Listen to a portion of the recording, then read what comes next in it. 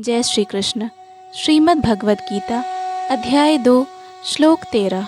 देहिनोऽस्मिन् यथा देहे कौमारं यौवनं जरा तथा देहांतर प्राप्तिर्धीरस्तत्र न मुह्यति।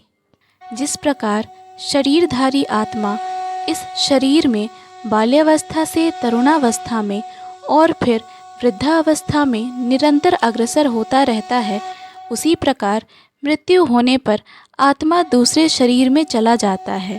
धीर व्यक्ति ऐसे परिवर्तन से मोह को प्राप्त नहीं होता। अर्थात प्रत्येक जीव एक व्यष्टि आत्मा है। वह प्रति क्षण अपना शरीर बदलता रहता है, कभी बालक के रूप में, कभी युवा तथा कभी वृद्ध पुरुष के रूप में, तो भी आत्मा वही रहता है, उसमें कोई परिवर्तन नहीं होता।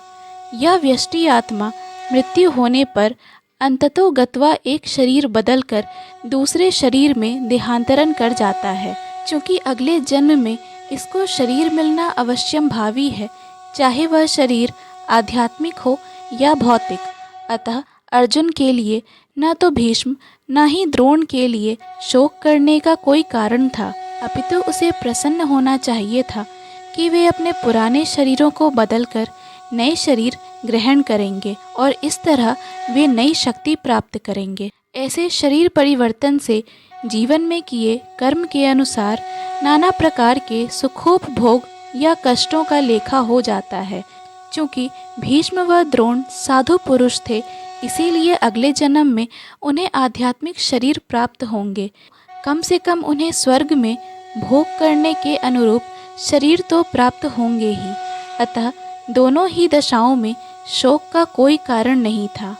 जिस मनुष्य को व्यष्टि आत्मा, परमात्मा तथा भौतिक और आध्यात्मिक प्रकृति का पूर्ण ज्ञान होता है, वह धीर कहलाता है। ऐसा मनुष्य कभी भी शरीर परिवर्तन द्वारा ठगा नहीं जाता। आत्मा के एकात्मवाद या मायावादी सिद्धांत मान्य नहीं हो सकता, क्योंकि आत्मा के इस प्रकार विखंडन से परमेश्वर विखंडनीय या परिवर्तनशील हो जाएगा, जो परमात्मा के अपरिवर्तनीय होने के सिद्धांत के विरुद्ध होगा।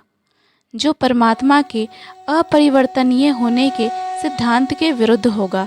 गीता में पुष्टि हुई है कि परमात्मा के खंडों का शाश्वत अस्तित्व है, जिन्हें क्षर कहा जाता है। अर्थात उनमें भौतिक प्रकृति में गिरने की प्रवृत्ति होती है। ये भिन्न अंश नित्य भिन्न रहते हैं, यहाँ तक कि मुक्ति के बाद भी व्यष्टि आत्मा जैसे का तैसा भिन्न अंश बना रहता है, किंतु एक बार मुक्त होने पर वह श्री भगवान के साथ सच्चिदानंद रूप में रहता है। परमात्मा पर प्रतिबिंबवाद का सिद्धांत व्यवहारित किया जा सकता है, जो प्रत्येक शरीर में विद्यमान रहता है। वह व्यष्टि जीव से भिन्न होता है। जब आकाश का प्रतिबिंब जल में पड़ता है, तो प्रतिबिंब में सूर्य, चंद्र तथा तारे सभी कुछ रहते हैं। तारों की तुलना जीवों से तथा सूर्य या चंद्र की परमेश्वर से की जा सकती है।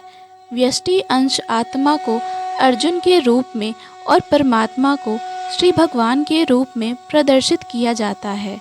जैसा कि चतुर्थ अध्याय के प्रारंभ में स्पष्ट है, वे एक ही स्तर पर नहीं होते।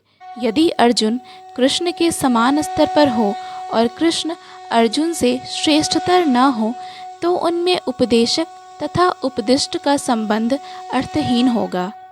यदि ये दोनों माया से मोहित होते हैं, तो एक को उपदेशक तथा दूसरे को उपदिष्ट होने की कोई आवश्यकता नहीं है। ऐसा उपदेश व्यर्थ होगा, क्योंकि माया के चंगुल में रहकर कोई भी प्रामाणिक उपदेशक नहीं बन सकता। ऐसी परिस्थितियों में यह मान लिया जाता है कि भगवान कृष्ण परमेश्वर हैं, जो पद में माया द्वारा विस्मृत अर्जुन रूपी जीव से श्रेष्ठ हैं। जय श्री कृष्ण। पूर्ण भगवद गीता के श्लोकों को सुनने और समझने के लिए कृपया हमें सब्सक्राइब करें। वीडियो पसंद आया हो तो लाइक और शेयर करें।